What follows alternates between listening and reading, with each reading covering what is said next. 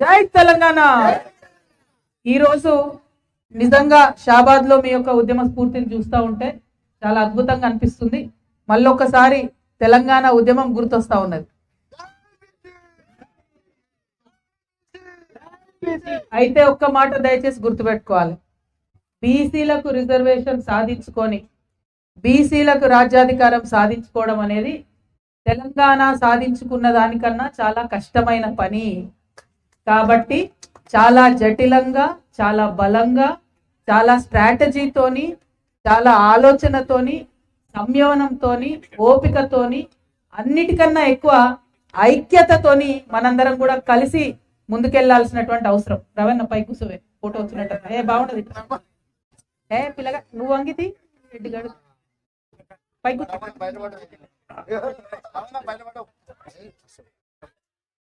అన్నిటికన్నా ఎక్కువ ఐక్యత ప్రదర్శించాల్సినటువంటి అవసరం ఉన్నది. ఐక్యత ఎవరెవరిది ఐక్యత? బీసీలలో ఐక్యత లేదంటారా? తప్పదు, ఉట్టి మాట. మనని గాయగత్తర వేయడానికి అటు బీసీలలో బరాబర్ ఐక్యత ఉన్నది, అవసరమైనప్పుడు కలుస్తారు. బీసీల గురించి రంది లేదు. ఇవాళ ఐక్యత సాధించాల్సింది బీసీలు, ఎస్సీలు, ఎస్టీలు, మైనారిటీలు, అదే విధంగా అగ్రవర్ణాలలో ఎవరైతే ప్రజాస్వామ్యవాదులు ఉంటారో వారు, అన్ని పార్టీలు, అన్ని సంఘాలు, వీటి మధ్య ఐక్యత సాధించాల్సినటువంటి అవసరం ఉన్నది. ఎవరన్నా ఎప్పుడన్నా మీకు బీసీల మధ్య ఐక్యత లేదంటే దయచేసి నమ్మొద్దు. ఎందుకంటే అది మనల్ని విడగొట్టడానికి వేసేటటువంటి విత్తనం. మా ఆడవాళ్ళకి ఏం చెప్తారన్నా, 3 కప్పులు మీరు ఒక దగ్గర కూర్చోరని చెప్తారు. అంటే వాళ్ళ ఉద్దేశం ఏంది, మేము కూర్చోవద్దని.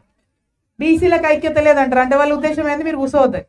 బీసీలు అందరూ ఒక్క దగ్గరకు వస్తే మరి వేరే వేరే వాళ్ళ అధికార పీఠాలు కదులుతాయి కాబట్టి ఆ భయం ఉంటుంది. కాబట్టి బీసీలకు ఐక్యత లేదంటారు, అంత సీన్ లేదు. బీసీలకు ఐక్యత ఉన్నది. చరిత్రలో ఎప్పుడెప్పుడు అవసరమైతే ప్రతి సందర్భంలో బీసీల ఐక్యతను ప్రదర్శించిండ్రు, ప్రతి సందర్భంలో బీసీలు ఉద్యమ స్ఫూర్తిని ప్రదర్శించిండ్రు. కానీ ఇవాళ సాధించాల్సినటువంటిది ఏంటి అంటే ఇతర కులాలతో మనం ఐక్యత సాధించుకోవాలి. ఇక్కడ ఎస్సీ, ఎస్టీ, మైనారిటీ సోదరులకు కూడా నేను ఒకసారి నమస్కారం చేసి రిక్వెస్ట్ చేసి చెప్తా ఉన్నా. ఇవాళ భారతీయ జనతా పార్టీ గవర్నమెంట్ వచ్చిన తర్వాత, క్షమించాలి పార్టీల వాళ్ళు ఉంటే, భారతీయ జనతా పార్టీ గవర్నమెంట్ వచ్చిన తర్వాత మెల్లగా మెల్లగా ఏమైతుందంటే రిజర్వేషన్లు పోతున్నాయి ఢిల్లీలో. ఏందా లొల్లాడా, వాళ్ళకి కనబడతలేదట అంతే, వాళ్ళ వేరే లొల్లా.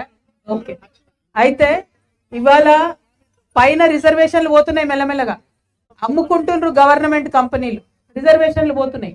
ఇప్పుడు బీసీలు చూసుకుంటూ ఊరుకుంటున్నారు, ఏం మాట్లాడతలేరు. పోయేది ఎస్సీ, ఎస్టీల రిజర్వేషన్ పోతుంది.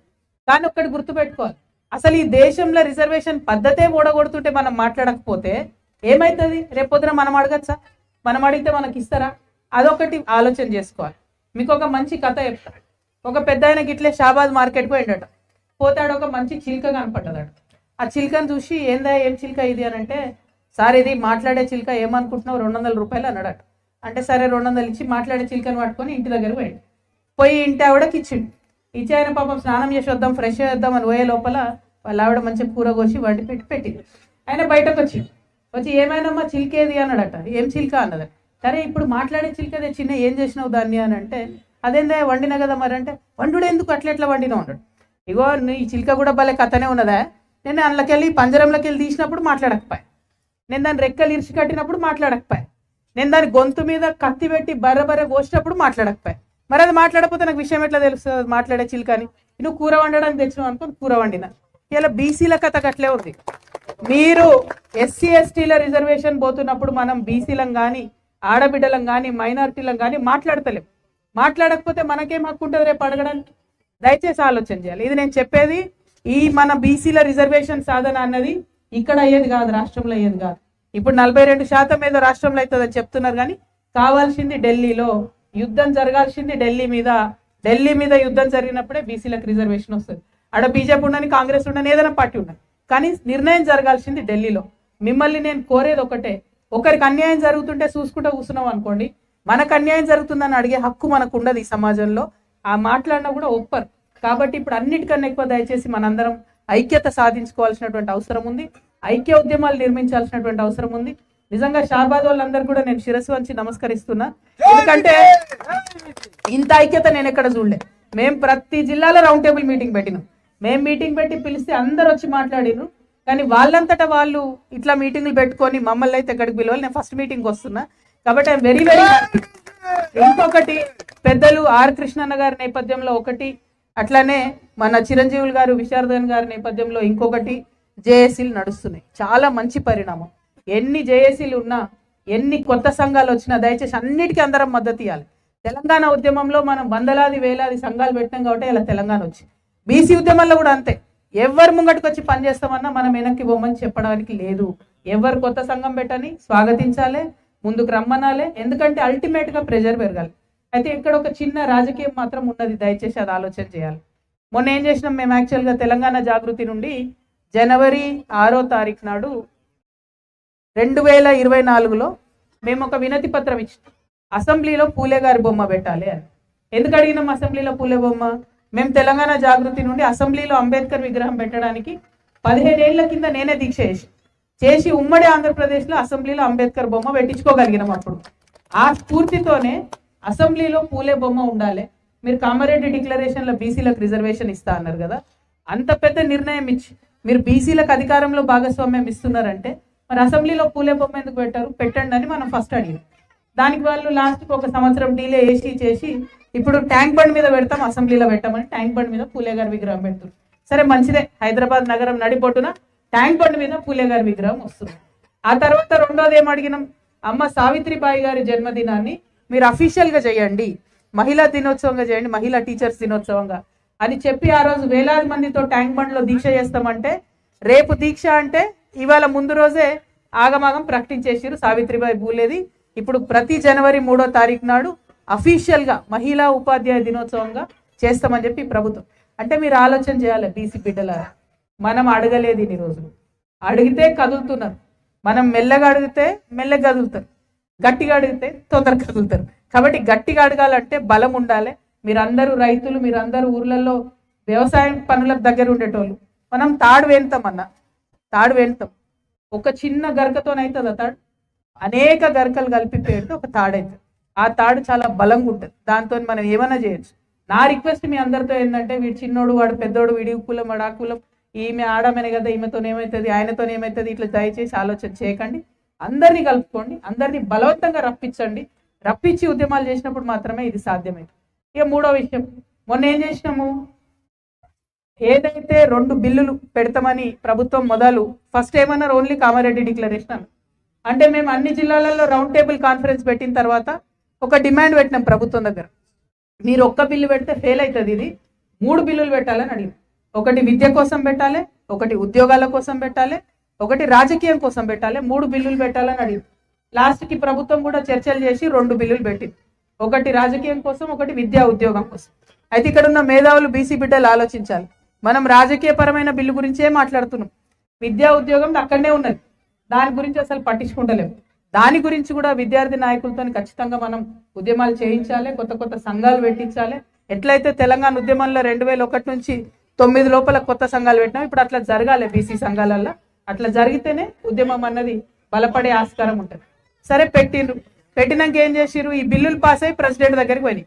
ప్రెసిడెంట్ దగ్గరికి పోతే ముఖ్యమంత్రి గారు ఎన్నోసార్లు ఢిల్లీకి పోయొచ్చారు, కానీ ఒక్కసారి కూడా నరేంద్ర మోదీ గారిని బీసీ బిల్లు పాస్ చేయమని అడగలేదు. ప్రెసిడెంట్ దగ్గరికి మన అఖిలపక్షం తీసుకుపోతా అని ముఖ్యమంత్రి గారే చెప్పారు, తీసుకుపోలేదు. వీటి మీద మనం బలంగా అడిగిన తర్వాత ఏం చేసిండ్రు, తాత్సరం చేసుకుంటా పోతే మీ అందరికి గుర్తుంటది, ఖచ్చితంగా రైల్ రోకో చేస్తాం, ఢిల్లీ నుండి ఇక్కడికి తెలంగాణ నుండి ఒక్క రైలు కూడా ఢిల్లీకి రానియమని చెప్పి రైల్ రోకో అనౌన్స్ చేసినాం. మనం అనౌన్స్ చేయగానే ఆర్డినెన్స్ పాస్ చేసి, మరి ఆర్డినెన్స్ పోయి ఎక్కడ ఇరుక్కుంది, గవర్నర్ దగ్గర ఇరుక్కుంది. బిల్లు పోయి రాష్ట్రపతి దగ్గర ఉంది, ఆర్డినెన్స్ పోయి గవర్నర్ దగ్గర ఉంది. మరి చేయాల్సిందే మరి ఈ 2 పనులు కూడా ఇప్పుడు కేంద్రంలో అధికారంలో ఉన్న వాళ్ళు చేయాలి. మరి గమ్మత్ ఏంటంటే, మొన్న బంధుకు పిలుపిస్తే అన్ని పార్టీలు వచ్చి పాల్గొన్నాయి. నాకు నవ్వాలని ఏడవాలని అర్థం కాదు. బీజేపీ వచ్చింది, బీఆర్ఎస్ వచ్చింది, కాంగ్రెస్ వచ్చింది, ఉన్న పార్టీలన్నీ వచ్చింది. సరే ఫోన్లే, మనం తెలంగాణ బిడ్డలం కాబట్టి అందరం కలిసి చేసినాం అనుకుందాం.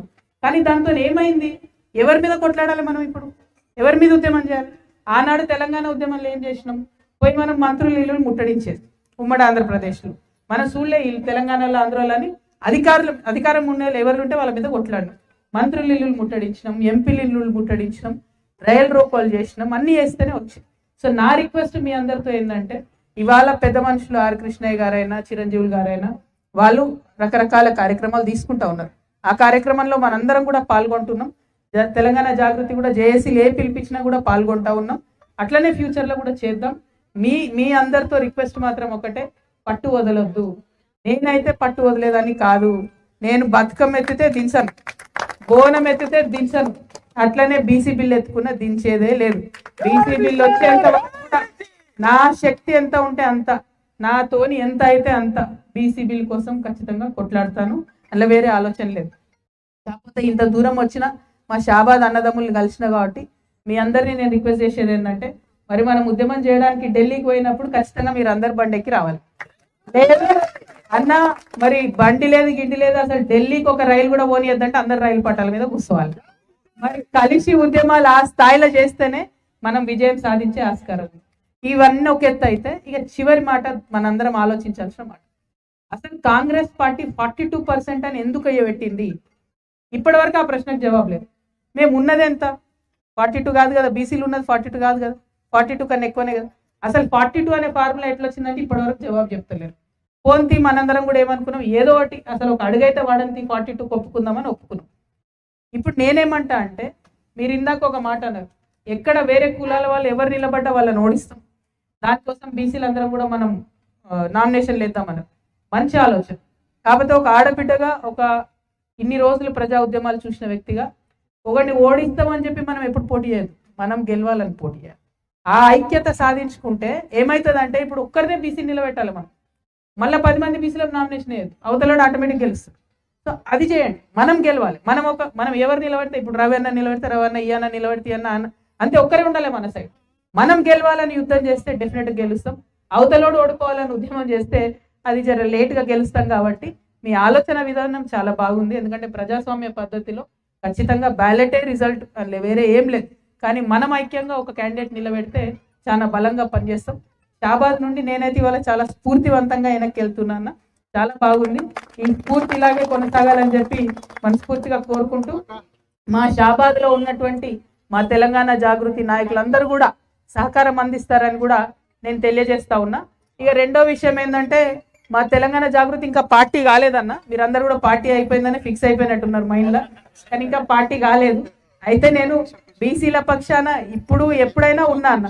నేను ఒక 4 ఏళ్ల కింద మహిళా బిల్లు పాస్ చేయాలని చెప్పి ఢిల్లీలో ఉద్యమం చేసిన సందర్భంలో ఆనాడే కమిట్మెంట్ ఇచ్చిన నేను, మహిళా బిల్లు పాస్ కావాలి, ఆ తర్వాత బీసీ బిల్ కోసం కొట్లాడతాను. ఆనాడే కమిట్మెంట్ ఇచ్చిన.